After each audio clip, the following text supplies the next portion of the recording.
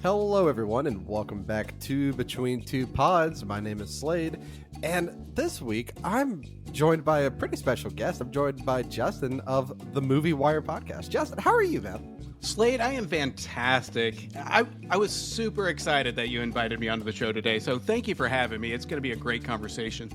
I think so, too. And for me, this is like a fun one because this is a lot of the questions I have for you really out of my wheelhouse of things that I know. I don't know how familiar you are with our show.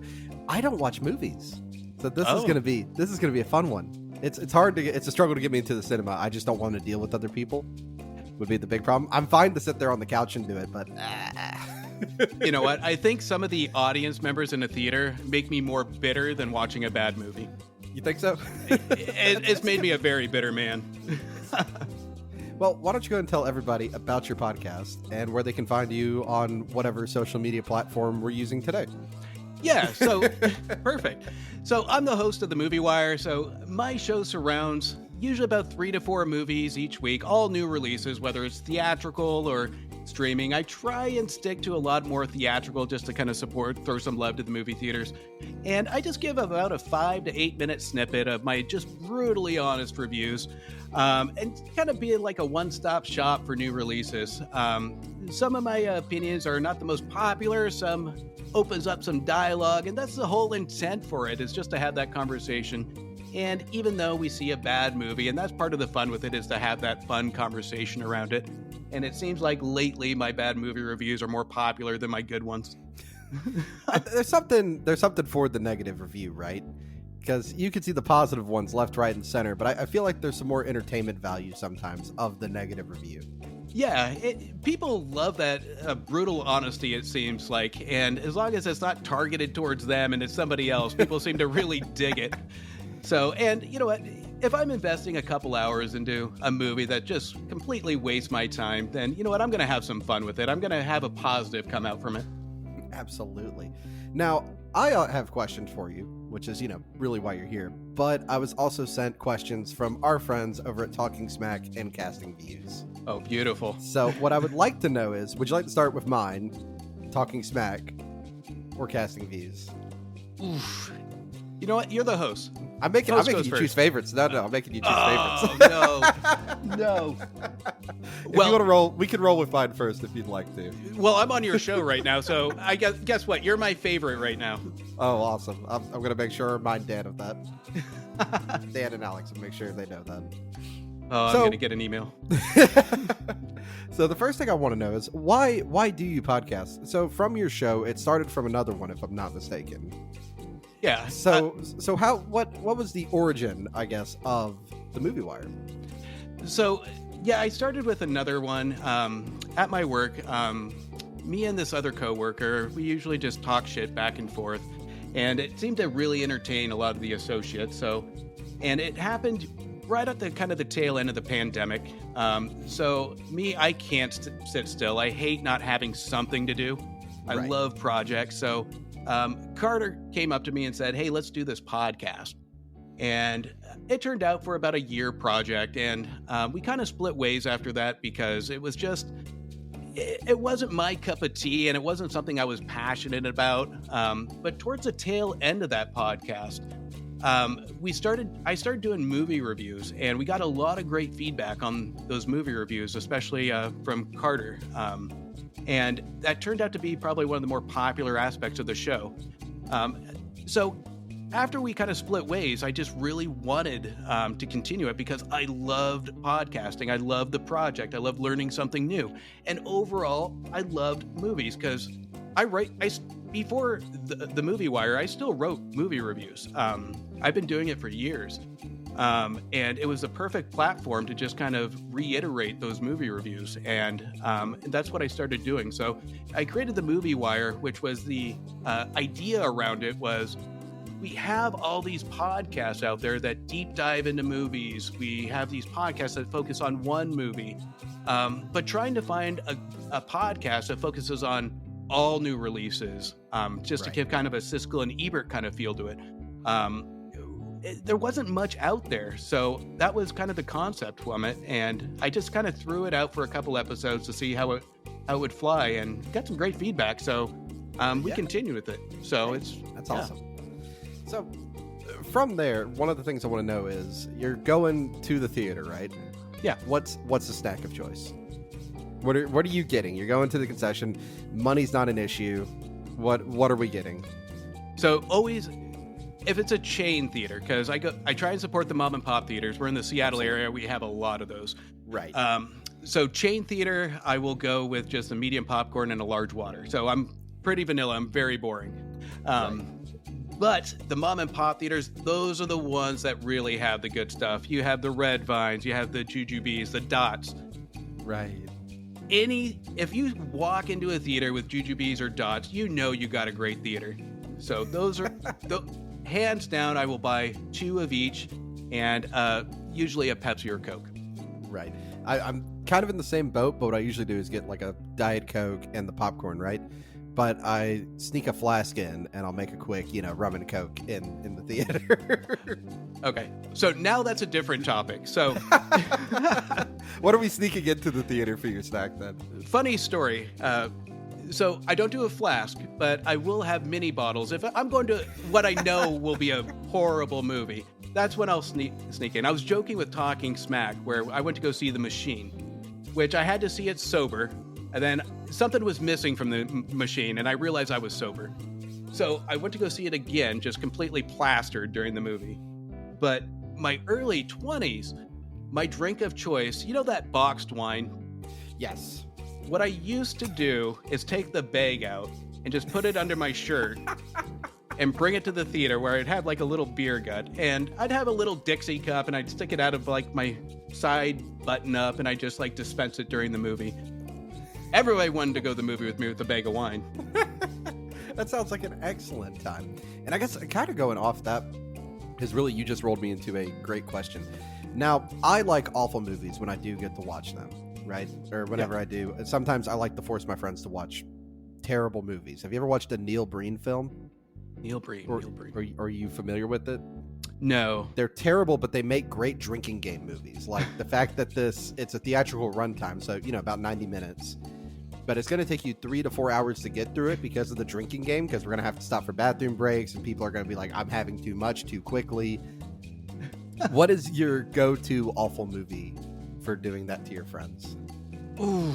Nothing. There's no, and don't say Uncharted, because I also know that movie's bad, and the drinking game didn't improve it either.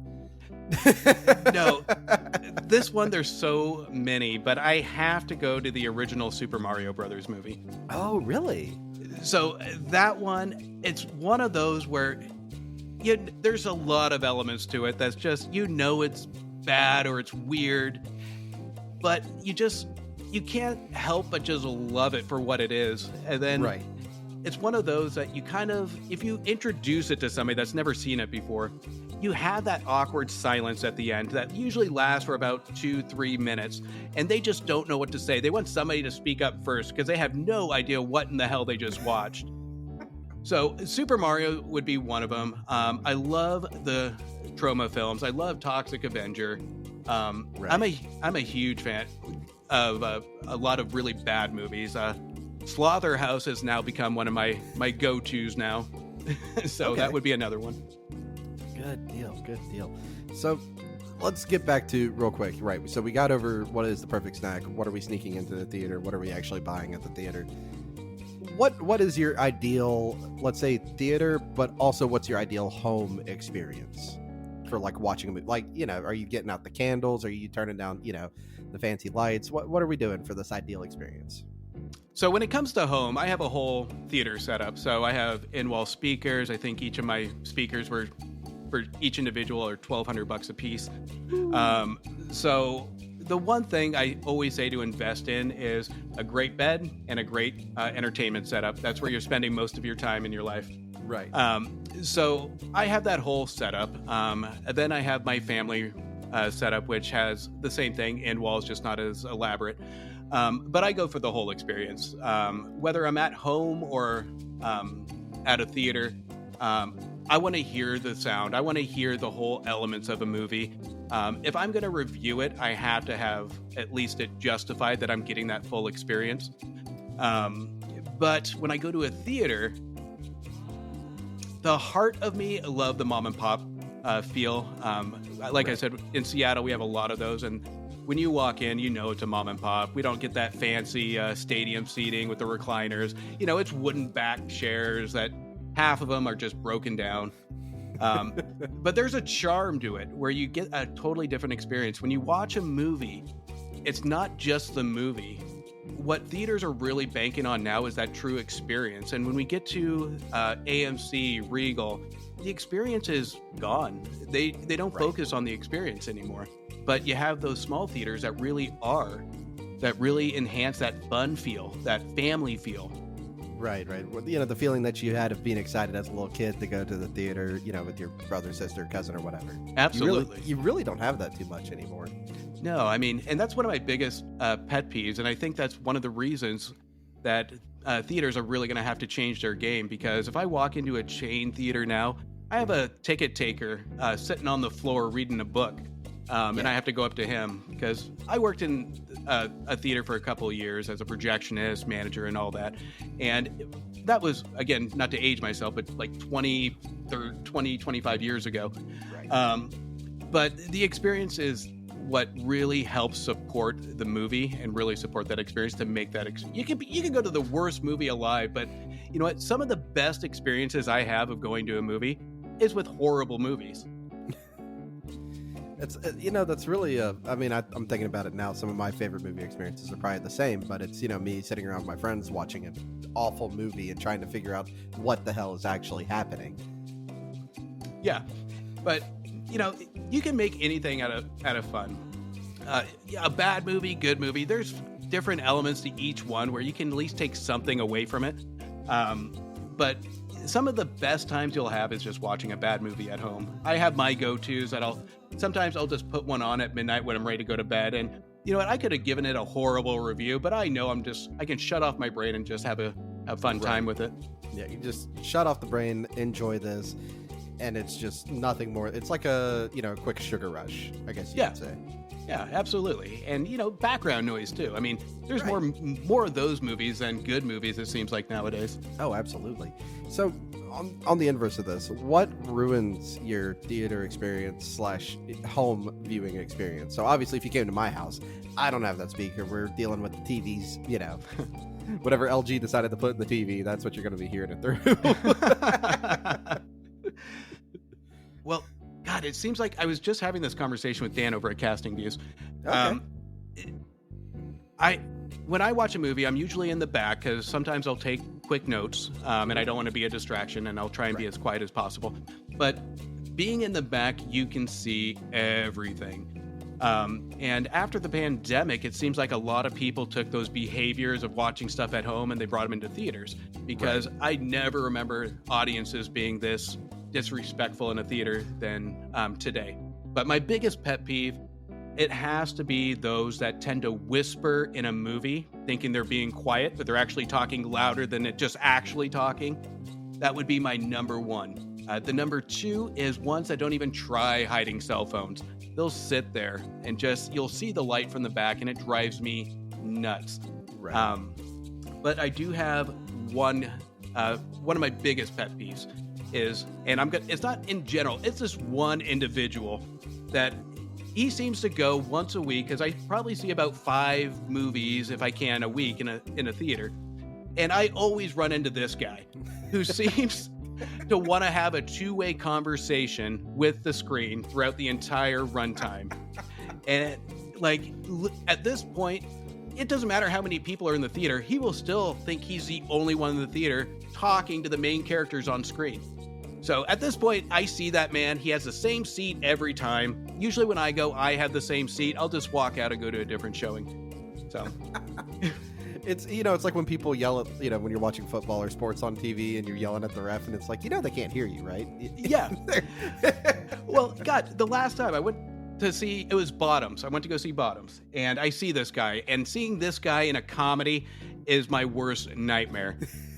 Like, this guy literally, and I had to see it. I was on a time constraint to get the show out, and it ruined my day. I just sat there and I'm going to have to power through this guy. And it was like picking a fight with the girls on screen. It was like his own personal fight club with these girls. See, I'm the type I'd go sit next to him and just whatever he said, I'd just start arguing with him. You know, we're both gonna get kicked out of here, but hopefully you get banned. Well, and that's the thing too, is when we look prior to the pandemic, people didn't shy away from shushing people. Right. Like, we had the shushers. Now people are scared of confrontation, or they're doing some of the same actions and nobody is saying anything. So, and me included, like, I don't want to distract the distraction. I don't want to add to it, but it's kind of it's a sticky situation to be in when watching a movie. But I think that's also a deterrent from people going to movies now. Right. So I got a few more here just for me before we move into the other ones. But one thing I want to know, because before I have guests on, I always go and make sure I listen to a couple episodes of the show. And definitely from your start to now, you didn't have this, but the announcer voice. Yes. That you do for the where and how did that come about? Because I was wanting to know, because I think it's endlessly entertaining. So in the beginning, starting it, obviously didn't have it, but I know this guy that I used to work with, and we went to school for a little bit, and we used to work in the same theater. And he requests my reviews almost every other week, it seems like, before even the show, for years. And I told him the idea of the Movie Wire, and I said, I want to do it right. I put a couple episodes out there, but it just doesn't feel right. And he's like, can I please do your intro? I'm like, and I had no idea of what I wanted for an intro. And he knows me better than anybody. Right. He's like, I'm going to make an intro. It's going to feed to your confidence, because you are pretty confident, and you're pretty full of yourself. So I'm going to lean towards that. So, and that's kind of what he came, and I kind of stuck with it because I actually liked it. It's a little overblown to me, but, or self-absorbed, I want to say, but you know what? I don't care. I like it. I think it's pretty widely entertaining. I think so as well. Now, one of the things I would like to know is, you're going to go to the movies, but you got to pick up 2 extra tickets, right? And y'all are going to come back and talk about it on the Movie Wire. Who are you seeing the movie with? You can pick any 2 people. They don't have to be podcasters. They can be literally anybody. So, celebrity, anybody. Yeah, anyone. 2 people you would just love, and it's just going to be the 3 of y'all in the mom and pop. Everybody's got a box of dots. The box of wine was snuck in.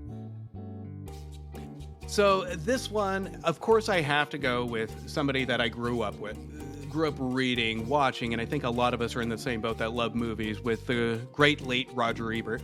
Right. Incredible, brilliant man. I've read all of his books, and he is one of the reasons I started writing reviews. He's one of the reasons why I love movies so much. And when I first started watching him, don't quote me on the age, but it had to be 9-10 years old, and he encouraged me to start reading his articles. I saw him on TV with Siskel, and for Christmas birthdays, I would ask for a subscription to the Chicago Tribune. Not baseball cards, not bikes, but I wanted to read the reviews. And right. He encouraged me to really start reading. I read that more than children's books. So he would definitely be my number 1. Number 2, just for pure entertainment to balance it out, I would also go with the great late Walter Matthau. Okay. So, one of my favorites. One of your favorites. And now, for us to roll off with this question, who's your dream guest to have on? Y'all are going to have, and you could do it this style. It could be the 2 of y'all reviewing movies. That would be up to you. But dream guest, if you could pick anybody? That one's tough. I don't know if I have a dream guest, because Martin Scorsese would be a huge one. Of course, all the great filmmakers. But this one I kind of want to spin off of, because this reminds me of a story that when I worked at the theater, and it's kind of one of my life's embarrassments, and I've never really talked to anybody about this one, so lucky you. Oh, I'm here for it. This is what the show's all about. Oh, man. So you're familiar, and I feel I would want to have her on the show just to have some clarity around what happened. But you're familiar with Anna Faris from the Scary Movies. Yes. So she went to my high school. Oh, really? She did. Okay. And I remember I was a projectionist and manager during the theater when Scary Movie 1 came out. Right. And I was putting in a till to the box office early in the morning. This older man comes and purchases, I think it was like 35 tickets to Scary Movie. And Scary Movie wasn't an anticipated hit. We weren't expecting a lot. Right. And I talked to him saying, 35, you having a party? He's like, no, my daughter's in the movie. And he's like, oh, cool. Me thinking it's just an extra and it's just an overly proud dad. So the 7 o'clock showing rolls around and I see this entourage of people. And I have a standee right next to the ticket counter. And I'm looking at the crowd and I see Anna Faris. And so she goes into the movie and I'm like, that's super cool. So then these 2 Calvin Klein looking models come out and they come up to me and they're like, we want to make this an experience for Anna. So can you go up and just introduce her before the movie and just have some fun? I'm like, yeah, that's cool, as long as I get an autograph. So they're like, yeah, no problem. So I go in and I introduce Anna Faris. She's covering her face because she's embarrassed. And we had some fun introducing her before the premiere of a Scary Movie. So during the runtime, I'm sneaking in and I'm just like, how am I going to get an autograph? How am I going to get, she's got a lot of people and people are going to want to like do the same. So the movie comes out and there's a crowd surrounding her. And I'm like, okay, there's no way I'm getting an autograph. So I just take a piece of paper and I write, you're busy, maybe coffee, get your autograph. Here's my phone number. Not thinking anything of it. Right. So, and I see this little girl and I'm like, hey, go give this to Anna. So she goes, okay. So I see her and she looks and she flips it over and she kind of squints at it. And then she looks at me and she walks over and she's writing something down on the paper and she hands the paper back to me. And she writes the autograph.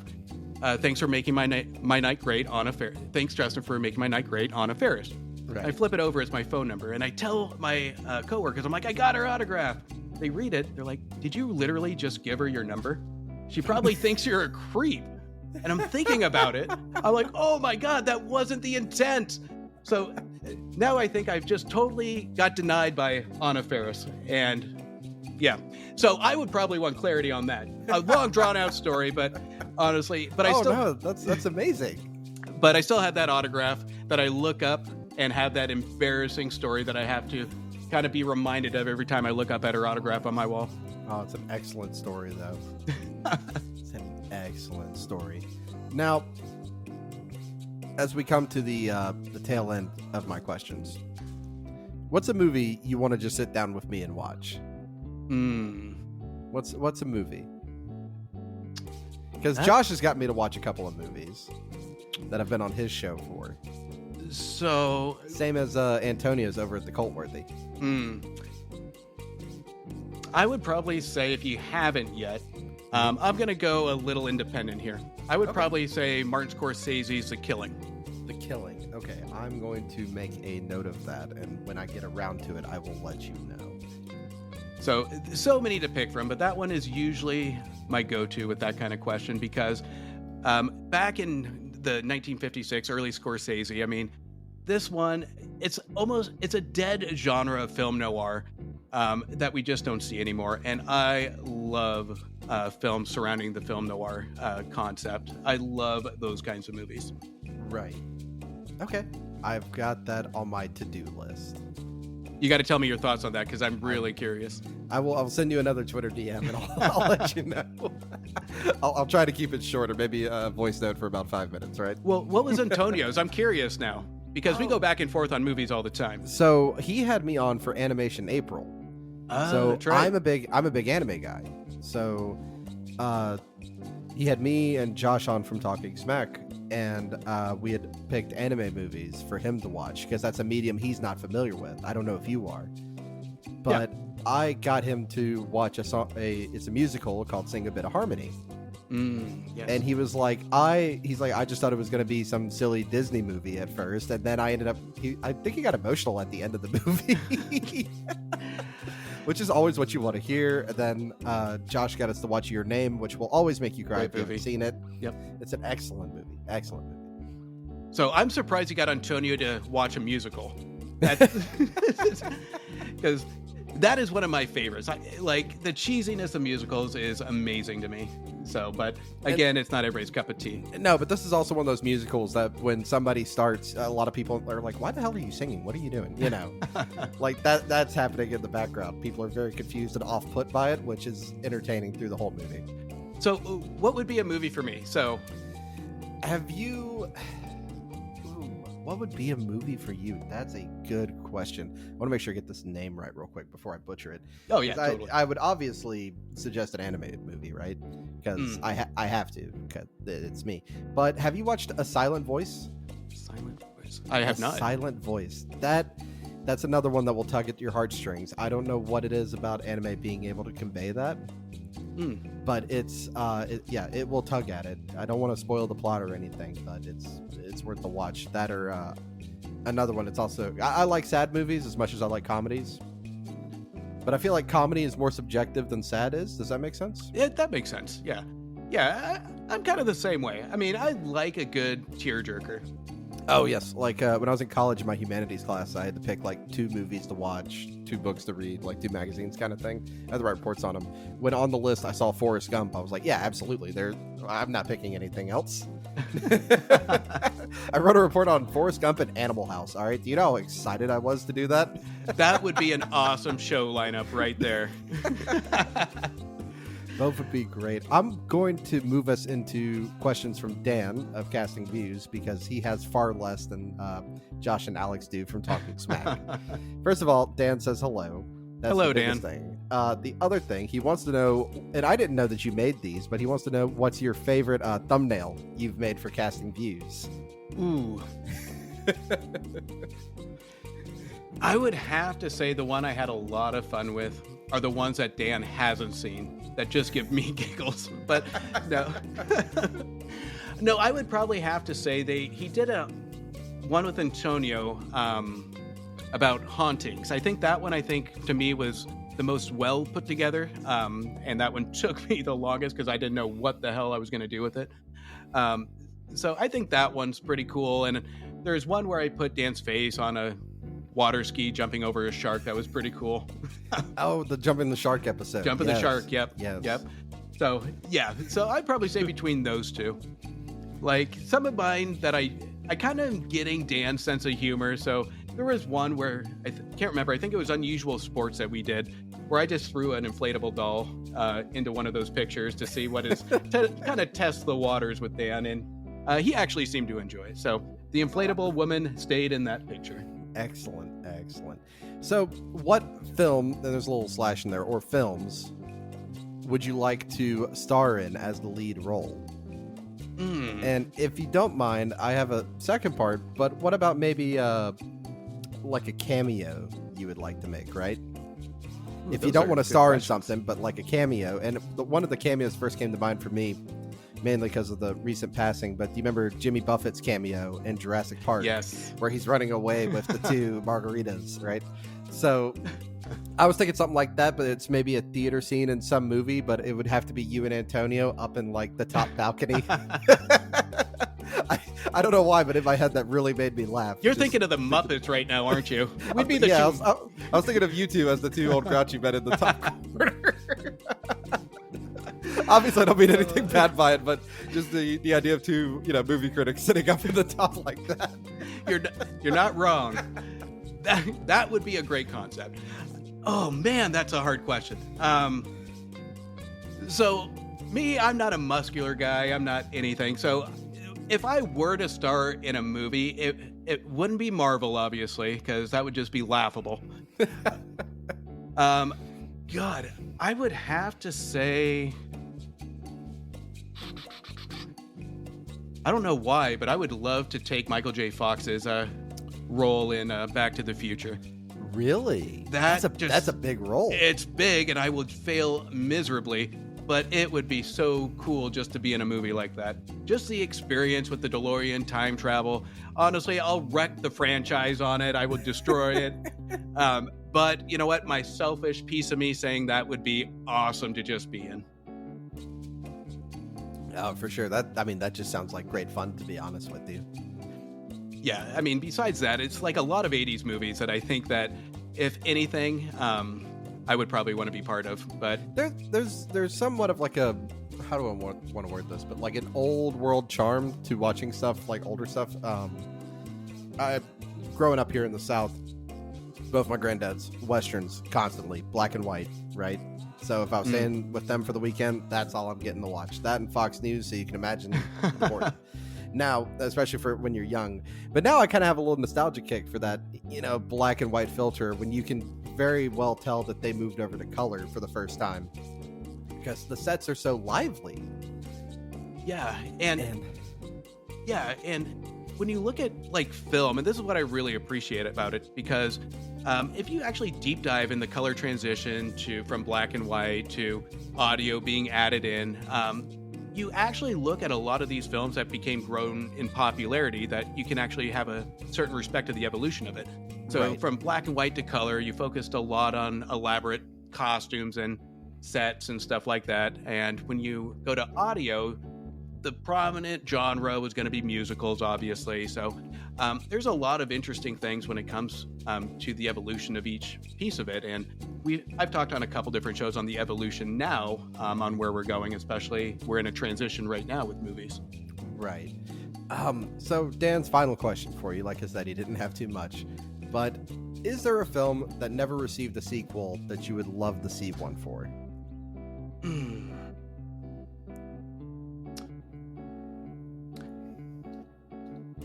Yeah, God, this one there is, and I'm just trying to think. I can piss a lot of people off and say Mac and Me Too, but I won't. Honestly, I would say I wish they can redo all the Jurassic Park sequels. You want a redo of those? I would want a redo of those. I'm a huge fan of the original Jurassic Park. It's childhood nostalgia to me. But I think just in terms of tone and storytelling and adaptation, I think most of those sequels missed the mark. Right. Jurassic World was fun for just a cheesy monster flick, but I think I would want to redo on those. But sequels-wise, God, I would have to think on that one quite a bit, because there are so many that I would have loved to see a sequel to. But yeah. If you think of one later, just let me know, and we can interrupt any question, and you can come back to it. Oh, the gears are going to be turning on this one. That's A-okay. So, thanks again, Dan, from over at Not Talking Smack. I'm looking at the next set of questions. Dan from Casting Views. You can find them every Sunday on your favorite podcatcher. Now, Josh and Alex from Talking Smack. They've sent a bunch of questions. Now, the first one is pretty simple, but who does Justin love more, Alex or Josh? And I wish I was kidding, but that's actually the DM I got. Right when you said they have questions, I knew this was going to be number one. Now, hang on. Before you do answer that, and you get yourself in some trouble.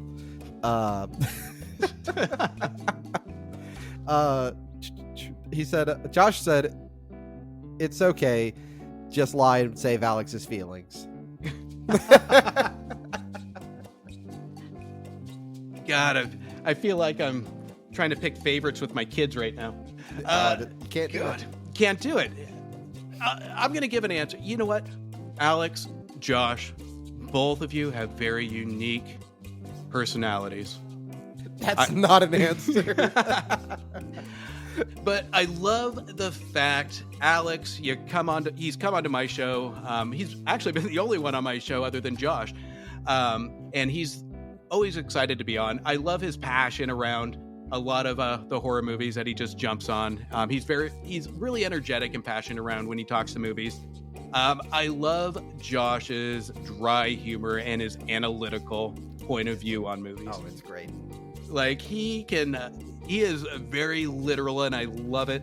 And he is not afraid to just kind of call it as it is on the way he feels about a movie, which I really respect. So when it comes to favorite, my favorite is Talking Smack. There you go. All right. So first question from them, and it's a two-parter. So, first half of this, what's your favorite superhero movie? We're just gonna start with that. What's your favorite superhero movie? I would have to say this one might go to Chew. I would have to say my number one would be, and it's completely out there. In terms of entertainment value, I would say The Rocketeer. Okay. So, The Rocketeer has that childlike element. It really responds well to kids, and there's nothing better than to see Nazis get defeated. I mean, that's always a win. It's always a great thing you want to see.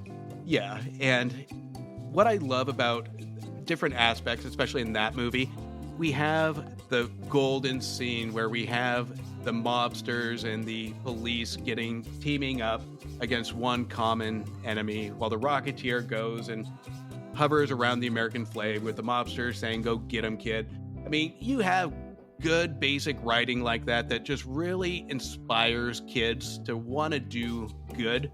And it's that basic symbolic hero that's a normal guy that we don't see in superhero movies anymore. So right. I really respect it, and that one stands out. My next one would probably have to be the original. I would have to say The Dark Knight. Okay. That one I've actually seen. So The Dark Knight, I love for the grittiness of it, and I respect that it's a sequel, and it's one of those rare sequels that did better than the original. And yeah, that's the key to any good sequel, right? You should always take the original as your jumping point, and you need to build and improve on top of that. Yeah, that's the key to any sequel, and that's really in any genre, to be honest with you. I don't think that's movie specific. That's just how it needs to be. Oh, absolutely. And I just think it just had a great villain. Of course, there's no debate on that when it comes to the performances.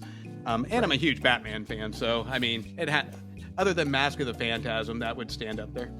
Now, the second half of this question is favorite MCU specific movie. So that's Marvel Cinematic Universe for those who don't know.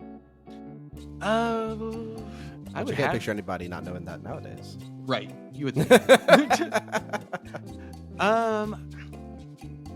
I would have to go with. That one's tough. I'd have to go with my childhood nostalgia on that one, and just overall what led me up to love those kinds of movies, which would be the original Superman. Okay. Can't go wrong with Gene Hackman as Lex Luthor. There we go. All right. Moving on from there, but the question is, with movies both a job and obsession for you, what do you do to get through the downturns of your job? You know, like the lulls, burnout, daily slog that we all go through. I mean, no matter how much you're passionate or love something, eventually there's like a grind or a slog behind what you're doing. Yeah. How do you get through it? And that's a great question. A lot of those, because I just got out of one of those, because with no matter how many movies I go to, there are days where I'm just like, God, I don't want to see this movie, or I'm so tired. I just don't want to go to a third movie today. Right. And especially this week where I've had a horrible movie week, and I'm losing faith in Hollywood. But it's watching and appreciating a lot of those things that reminds you of things that are good. A lot of those kind of like The Rocketeer, and a lot of those things that, you know, I'll take a mental break, or even those bad movies that we just talked about. I'll view those just to kind of relax, where I'm not thinking, because while watching movies, I look at it differently. I'm listening, I'm watching, I'm a big film adaptation guy, so I'm actively listening at the dialogue. Right. So I love those chances of just sitting with my family and watching a movie just to watch it. And just be entertained. And sometimes, and most of the time, those are those stupid movies. My last episode, I talked about a movie, Camp Hideout, that was a completely ridiculous, stupid movie. But it has that live action family feel of goofiness that we saw from the 90s. That it's just a lot of fun. It's brainless, stupid, but you know what? It's entertaining, and it makes you feel good afterwards. Those are the movies that give me that kind of mental break. And those are the movies that I can really appreciate for what they're trying to do, even though their intention might be way off course on the filmmaking process, but they're innocent enough to just admit it. They're fun. Right. So, man, I really don't even know where to begin with this one, because we kind of talked about it a bit. What do you think it'll take to revitalize comedies in movies? Right? And we kind of talked about this. You know, comedy is very subjective, and a lot of jokes nowadays, I mean, I don't ever want to get, you know, I have three things you don't talk about, you know, religion, money, and politics. But with today's society, cancel culture is a thing. You just can't really avoid it. And, you know, a movie, like one of my favorite comedies is Blazing Saddles. Yes. And just the intro scene alone would, you know, the whole movie, like, whoever decided to put it on would have to go under. You know, you just can't do it. I don't think you could even do Airplane, as another one of my favorite comedies. Yes. Or Animal House. You just can't. And it's comedy so subjective, and it's occasionally time oriented would be the other thing I would say, you know? Yeah. I'm going to take a drink for this one. So this topic, I'm completely passionate about it. It might not be the most popular answer, but when we talk about censorship in film, and I know, again, I've talked to Antonio about this, the censorship in film is the last great debate. So you've had times where the public's gone after video games, TV show ratings, music. There hasn't been anything. And movies have kind of slid under that radar, and they're just cautiously sailing to make sure they don't cross that line. And that's the problem with studios right now, is that they're not rolling the dice to really go all in. Because like you said, we had Blazing Saddles, we have South Park that hit theaters, Team America, all these. If you're going to go in on a joke, you can't go in with the intent of harming somebody, obviously, but you want to make sure that your creative juices are flowing when it comes to writing. So if you're going to make a comedy, make it all in. So what is the point of creating a piece of art or a piece of entertainment if you're always looking over your back to see what the public's going to accept? That's in consideration, but you can't stop that from what the story you want to tell or the joke you want to land. Let's just be honest. Everybody tells jokes. Some might be offensive, some may not. Nobody's intent, or I shouldn't say nobody, but the intent isn't to harm or hurt feelings, but it's to get a vision onto the screen to entertain. And if you came to me and said, I'm going to make a funny movie about the Holocaust for 90 minutes, and it's going to be ill, it's going to be on the side of the Nazis, it's going to, you know what, I'm going to have a positive message around the Nazis. Absolutely not. I wouldn't want to go see that movie. No, but you wouldn't. No, but if you're landing just one particular line, one joke in a movie that's there, and then it's 90 minutes more, people get offended for that one line. I mean, get over it. I mean, comedies have to be free to explore different viewpoints, different aspects. And that's what I think is wrong with comedies now, is we're too scared of what people are going to think. And even with the most tamest jokes, that limits the tamest jokes, because people are wondering if they should even write that. And it might be the simplest, most innocent joke, but people question on who they're going to offend. Right, and that's where I think like people like Richard Pryor or George Carlin are probably rolling over in their grave, you know, with some of this stuff. And boy, those two, they'd have a field day right now. Oh yeah, with just whatever they would have a field day of material. But it's I agree with you though. There's too much. It's too safe. It's not trying to push. Where is the line? You know, where is the line? Can I push the line a little further? Can I dip my toe? Yeah, that doesn't exist. No.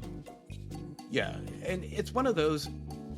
When it comes to the topic of censorship or cancellation, in movies, it starts with one thing, and it's never just stops at that one thing. It's the trickle effect, and that's going to trickle down. So creators and screenwriters need to understand that what they do today is going to affect the outcome later.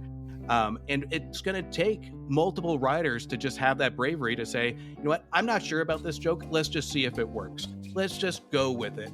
because when it comes to censorship in cinema, that's not going to help theaters. It's not going to help studios. Who wants to go see a really lame comedy that goes for dad jokes for 90 minutes? I mean, right. I mean, I quite like a dad joke. Yeah, all right. That was a bad point because I like dad jokes too. But then we get movies like Strays that I was actually excited to go see. I'm like, here is a comedy that has some good potential of being something that's just offensive, just dirty, just something that's adult that won't stray away.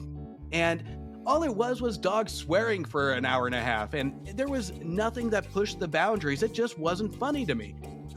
It's funny to see a dog swear for the first 10 minutes. And then after that, it's like I said in my review, it's like watching a 12-year-old or a 5-year-old swear for the first time. You chuckle for a couple of minutes and then you're like, all right, time to stop. Right. The taste wears off. Yeah, it wears off very, very quickly. Yeah. And that's the creativity we're getting from comedies now. It's just they're going for the shock factor, the gross factor, because actions won't offend people, but words will. And that's what drives me crazy. Yes. Do you have a favorite dad joke? This isn't even in my questions, but do you have a favorite one? Ooh, what I would have to say. Go ahead. I have one off the top of my head. You go. Did you know that you're not allowed to laugh loudly in Hawaii? No. You have to keep it to aloha.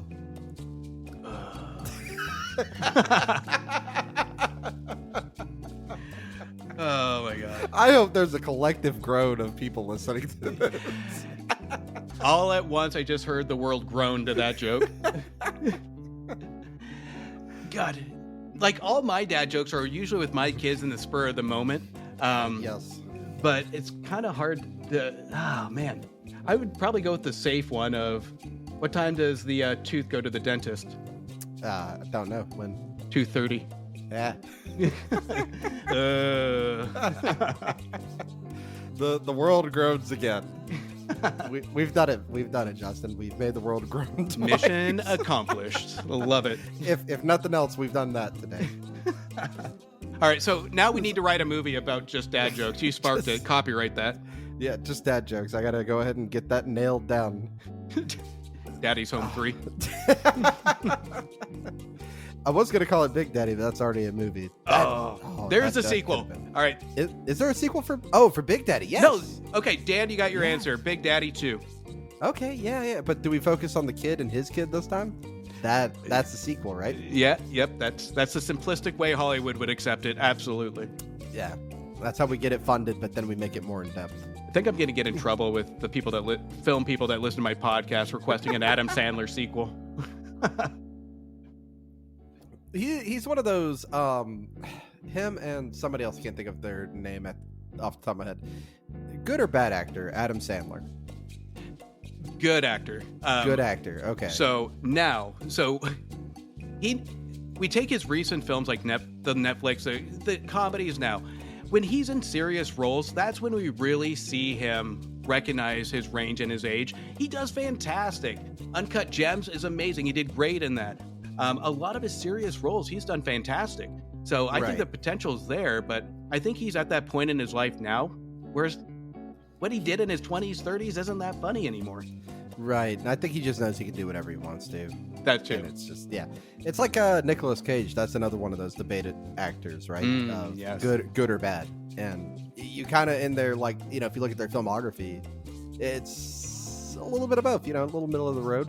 Yeah, well, it's funny you bring that up because the episode I'm releasing tomorrow goes into the Retirement Plan, which is his new movie, and I cover the same thing. So he's been on a roll with some good luck films. When he is on, he is on. Like Pig, ridiculous concept, but fantastic performance. Renfield, I liked. Retirement Plan, sneak peek, I hated it. But when he stays away from the generic films, he does great. I'm about to say it won't be a sneak peek. This comes out pretty late, so gotcha. hopefully people have heard it. Rolling into our next question before we get too distracted. It's will you cover more anime movies after coming on to Between Two Pods and being exposed to me? So yes, this one's kind of a hard thing to include. If there's one that hits local theaters, absolutely, or a new one that hits streaming. We're seeing more and more of these come into the theater. And this is something that I've actually made a goal of to include. So with anime, it's not something that I don't want to do. I absolutely do. There's a lot of anime that I've really enjoyed. So, like, 2 of the last 3 big movies I've seen in theaters. One of them was the Jujutsu Kaisen movie. Mm-hmm. I went with all my friends to see that. And it's like a prequel movie. So that's kind of a hard time. You know, I have to say, hey, you need to watch 26 episodes and then, you know, you can go watch this. I went to another one. It's for a rom-com, and because I'm a sucker for rom-coms, but it's called The Quintessential Quintuplets. Now, for the English dub version, it was only me and 2 other people in the theater to watch this, and I'm talking about an AMC theater. Oh wow! So they were definitely a couple together. So I sat like 2 rows directly behind them. Because I was like, I just want to make it awkward for you 2. I could go sit in the corner and not, you know, y'all know I'm not in your sight, but but it was great though, because at the end of the movie, I don't want to spoil it, but the guy, the whole premise of the show is that there's quint, so they're quintuplets, so 5 sisters, and there's one guy they all like, and it's who does he end up with, right? Because he can only end up with one of them. But at the end of the movie, the guy turns around to me and goes, "Is that who you expected?" And I was like, "No, not whatsoever." So what'd you think of that movie, though? Oh, it's really good. Is it? But again, I can't ask you to watch 2 seasons of a show and then say, hey, watch the movie. Right, you know? There's such a time commitment, but sometimes you get these standalone movies that are just really good. Yeah, I mean, because my daughter loves anime, and there was a My Hero Academia movie that came out. There's 3 movies. Yeah, and she went to go see it, but I feel like I wanted to, but I feel like I'm so left behind. It's almost like a little intimidating, Yes. where I'm out of my element, and I'm not used to that when going into a movie theater.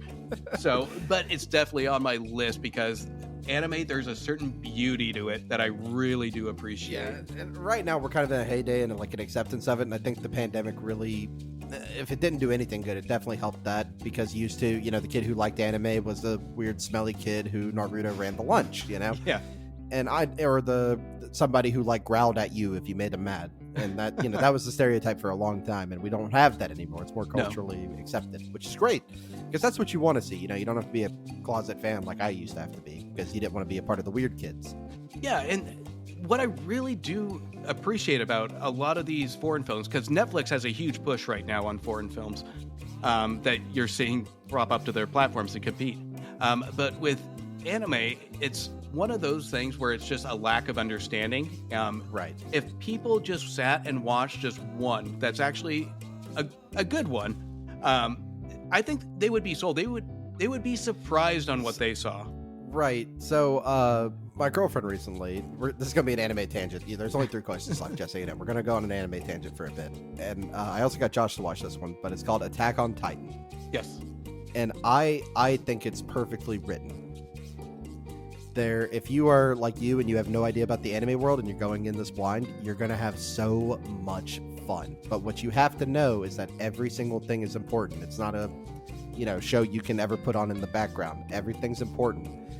And when you watch it a second time, there's so much foreshadowing, you're going to be really mad at yourself that you never noticed it.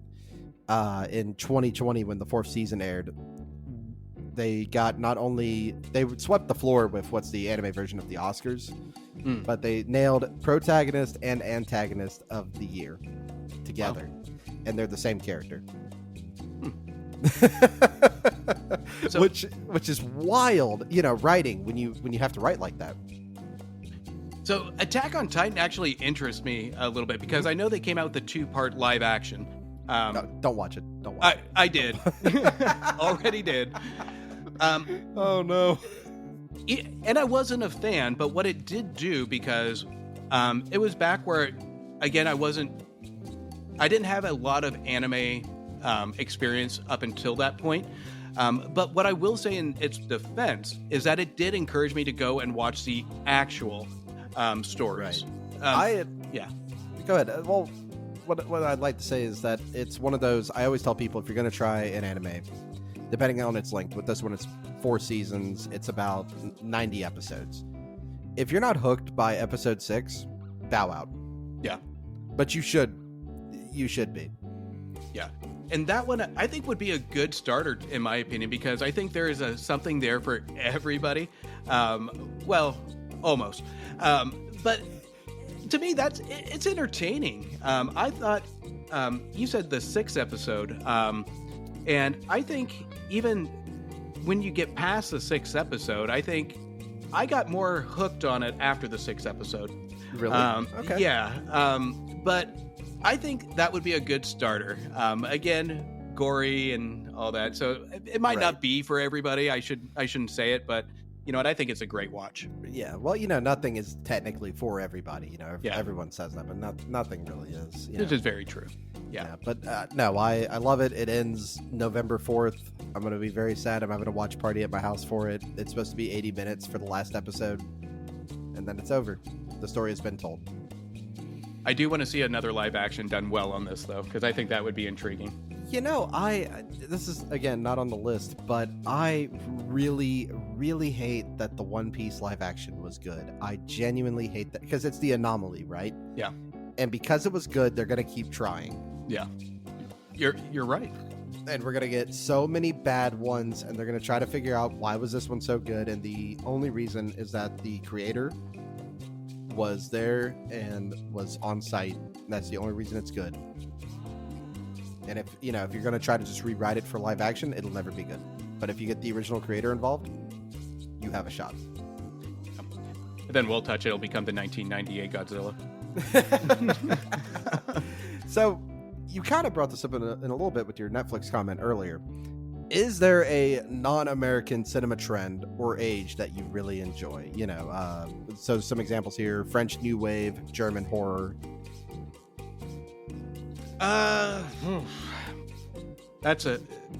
That question could be an episode by itself. But one thing that I've been kind of dipping my toes in now, like Japanese horror, that one, if I feel like I really want to get sick to my stomach with some of that concept, that's what I go to. Yeah. But there has been a lot of, I want to say, German thrillers that have been very good. Netflix is up on a lot of these rom-coms from overseas that have been outlandish when it comes to story, but pretty entertaining to watch. Right. And I think if I had to say it, just not by choice, anything that's been coming onto Netflix from China or South Korea, I've been kind of dipping my toes in and watching. And one thing I respect about it is these movies their story is so outlandish, but they know how to execute. Right. The dialogue makes sense. The story is it flows. So to me, that's kind of what I've been watching lately that has really caught my attention. And the performances are just so overacted, but they're overacted to the point where it matches the tone of the film, what makes it good. Their films are just truly, they understand what they're going for. And that's kind of the problem of what a lot of streaming movies we have here currently are happening. Right. From there, what is your dream project that you want to see on the big screen?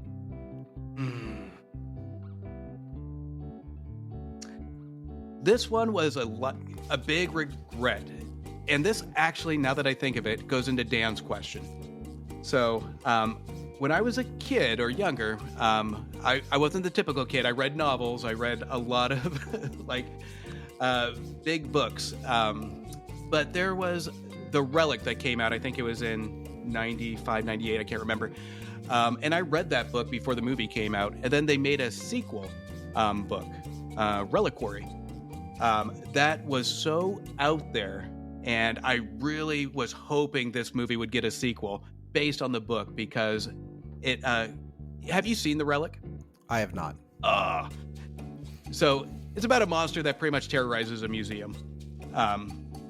But the sequel is just so outlandish where this drug that makes the monster is passed around the public, and it's this underground drug scene of half lizard, half people. That would be my dream project, just out of pure, unfinished business. I wanted to see that story continue. Right. We have a last question for you. Yeah. Ooh, either something that was released you've never seen or a remastered version on the... Wait, hang on. What? I didn't copy and paste that whole question. This is my fault. Oh, never mind. That's just the second half to the first question. So we're good. We're good. I just copied half the question, and then that was like examples. So we're good. We're good. That is my fault. All right. Well, Justin, I hate to tell you this. I'm out of questions for you. So I have to ask this question, though. Go ahead. What is your go-to movie? What is your favorite movie? Now, it's probably one of my most hated questions, so I tend to ask it to anybody I talk to. If it doesn't even have to be good, but what is your go-to? Ooh, my go-to movie. I'd like to say that it's you ever heard of Big Fish? Yes. Yeah, my girlfriend and I recently watched it together, and it was filmed here where I live.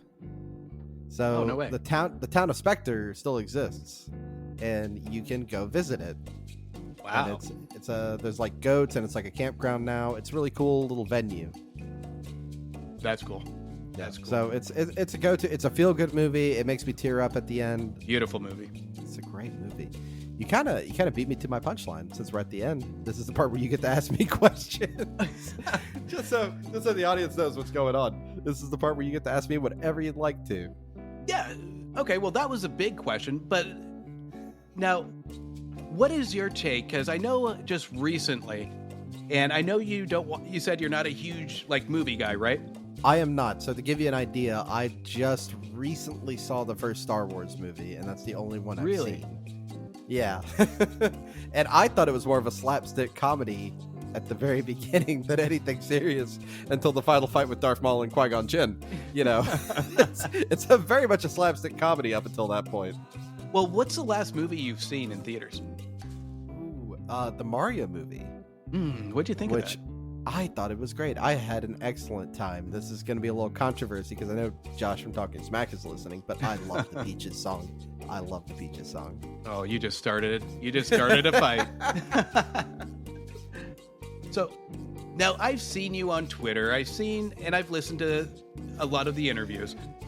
So, what about you? Why do you podcast? Because I've listened to a few episodes of your show, and it's absolutely intriguing. I love it. Oh, thank you. You know, that's really, well, for this show in particular, that's the fun, is that I get to have somebody like you who's out of my wheelhouse completely for stuff that I do, and I hope that I get to learn a little something new.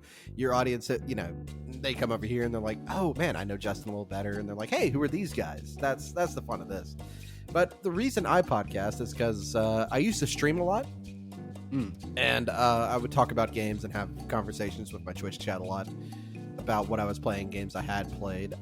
One of my co-hosts, Joey, had the idea for this podcast, and he used to watch my streams a lot. I am friends with his brother Tim, another co-host, and it just kind of came from there. And I was like, yeah, let's give it a shot for 3 or 4 episodes, see how it goes, and it just snowballed. We just released episode 62, I'd like to say. Wow, of the mainline series. So it's gotten really good.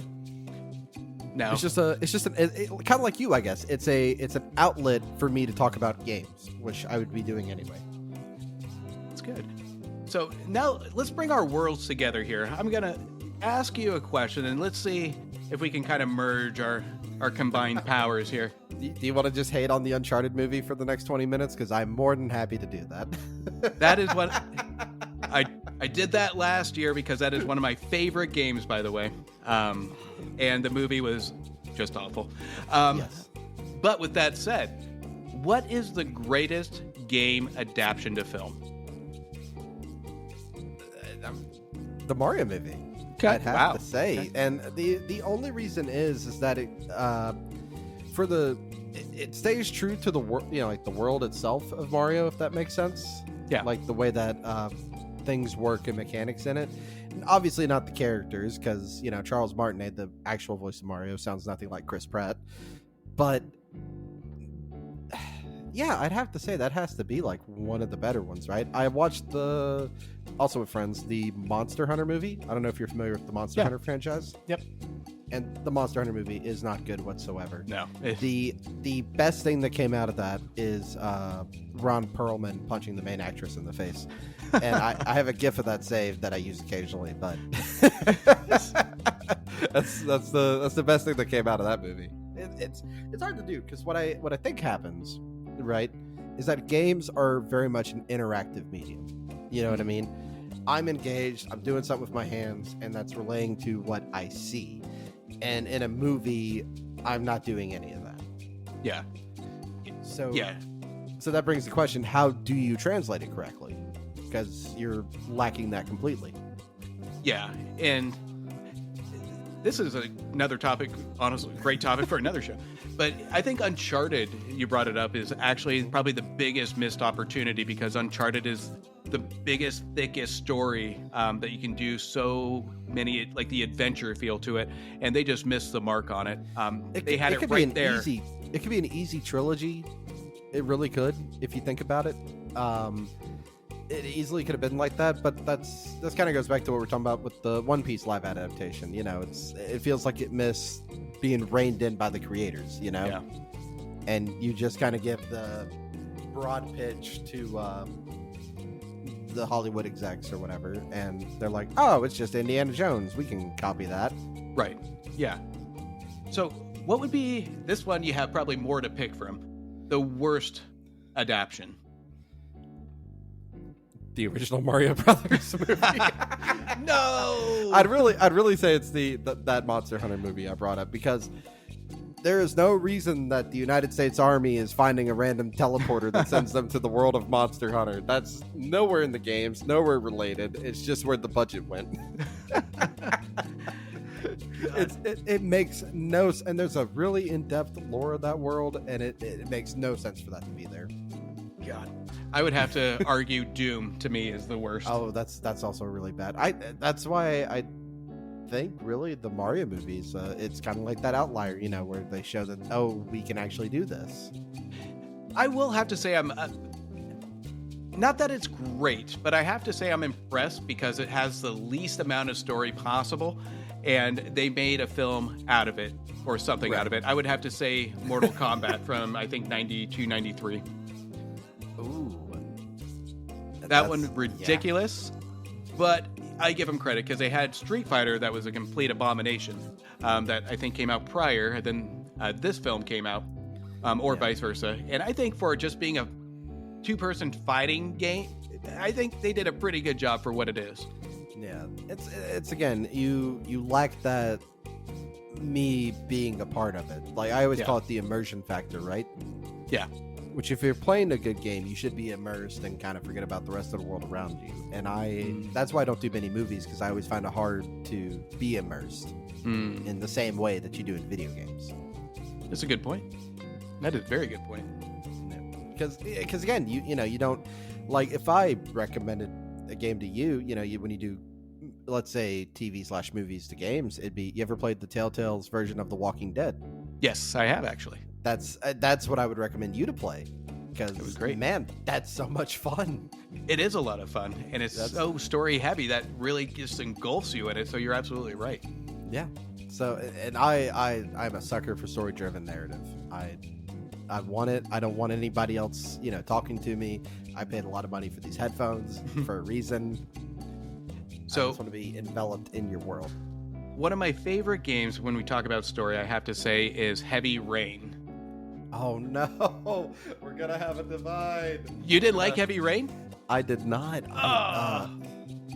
What is his name? I don't think he's a good writer.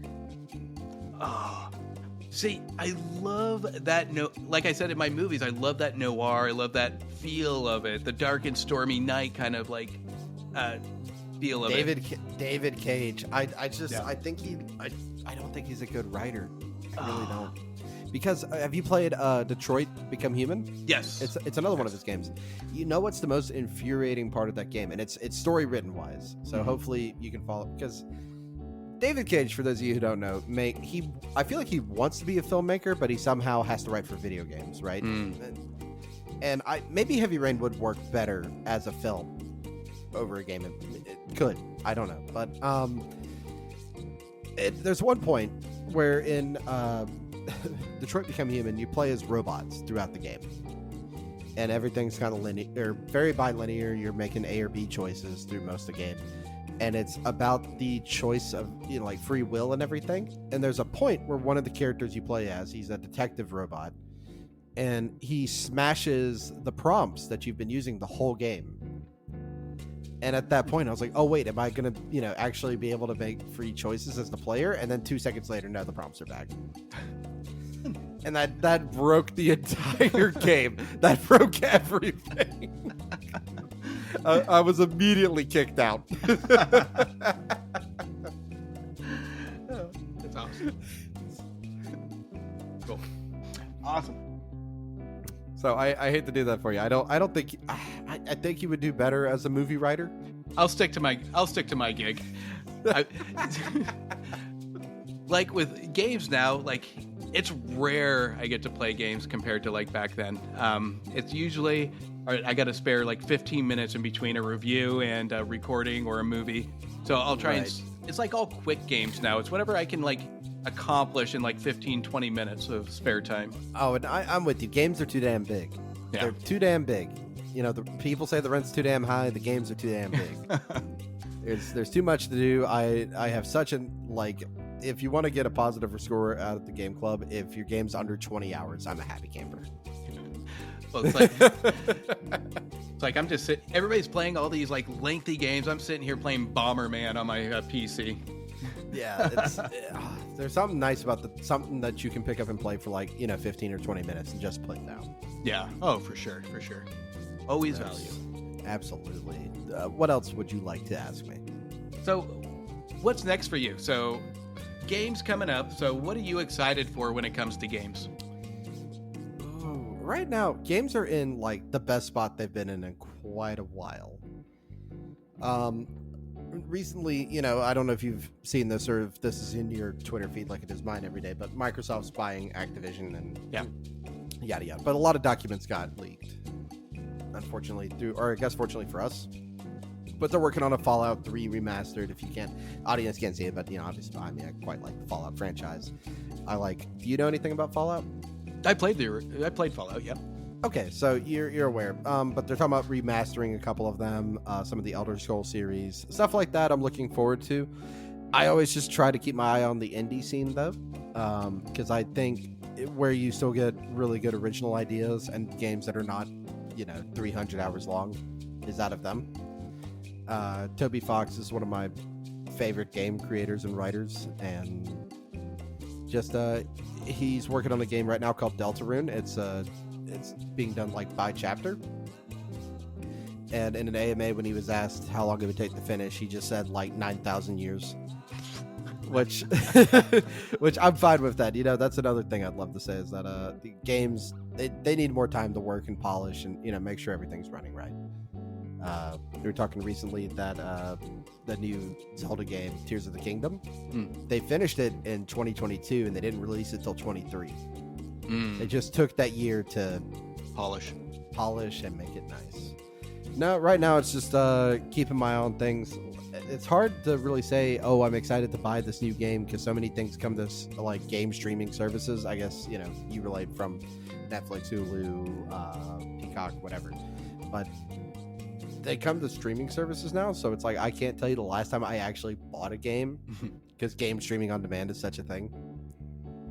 So if you were to recommend a game to me, knowing kind of just based on our conversation, I like story,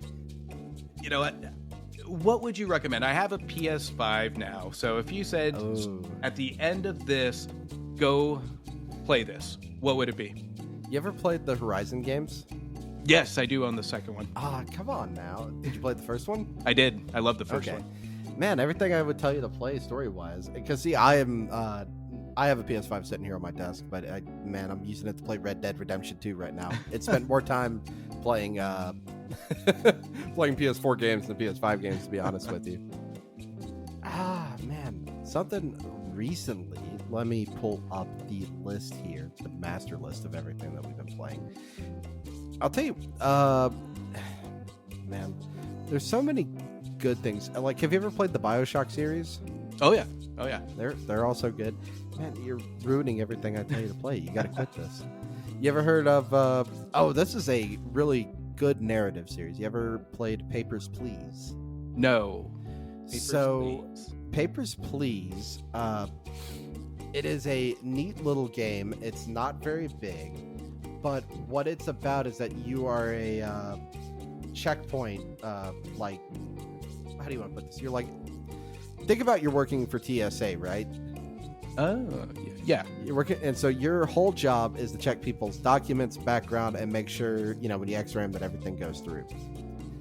But you're a border guard at a Soviet bloc country that just opened its borders for the first time. And that's cool. Your whole character is this, but what makes the game so interesting is the choices that you make. Like, people will try to bribe you so they can get into the country. People will be like, we're doing this for the revolution, to free the, and stuff like that running in the background. You are just a very small figure in a much bigger world going on outside. And it's a brilliant way to tell a story. Yeah, I just pulled it up, and this actually looks right up my alley, actually. It's also on mobile, so you can get it there. You can get it on PC. It is a lot of fun, though. Yeah. I will be downloading this after we're done. It's a lot of fun. It's one of the few games I think all three of us agree on as well for being really good. Nice. So, it's Lucas Pope made it. He made another immersive game kind of like this. He has this weird thing for paperwork. And he made another one called Return of the Obra Dinn. So what happens is this boat just shows up to port, and you are the insurance agent, and you need to go through the boat and see what happened to it, and document everything down. Interesting. Sounds pretty fun. But none of the crew survived. So it's like kind of a murder mystery kind of. Yeah. What sucks is that once you've played it once, it doesn't change. Oh, well, that's so you got to savor that first playthrough. Yeah. So I think I have one more question for you, Slade. So I think I just got a tweet. I'm not sure. Or an X message. I'm not sure. Between Alex and Josh, who is your favorite? Oh, it's Josh. Forget about it, Scar. I don't know if you've heard that, but we have a bit for Josh where we give him just the worst, New Yorker accent, even though he's not from there. I heard it on their episode, and it was awful. No, just picture that, but with the British accent from my two co-hosts. Oh, God. That's amazing. You handled that question way better than I did. Well, I mainly say that because I've gotten to hang out with Josh more, and I get to bully him into watching animes that I get to pick out. So, which is always fun. That's awesome. All right, I might message you to edit out the entire Josh thing so I don't start a fight. I'm just kidding. I won't edit that out. That's saying. I can't wait for the Twitter tags. Start a war here. Well, one more time, tell everybody where they can find you and about your podcast. Yeah, again, it's the Movie Wire. You can listen to me on wherever you listen to podcasts. You can also follow me on Instagram, X, Letterboxd, Threads, Blue Sky, Facebook, whatever social media. I can't even keep track of them anymore. But I'm on all the socials, all the platforms. For all the latest, hottest reviews, you will find them on the Movie Wire. And follow me at Movie Wire Show. All right. Hey, thank you so much for coming on. This has been an absolute blast to talk to you. No, I've had so much fun with this tonight. No, I want to thank you for having me. This was a great combo, and I had a ton of fun doing it. So we got to do this again. Oh, absolutely. And thank you all so much for listening. We'll see you in the next episode.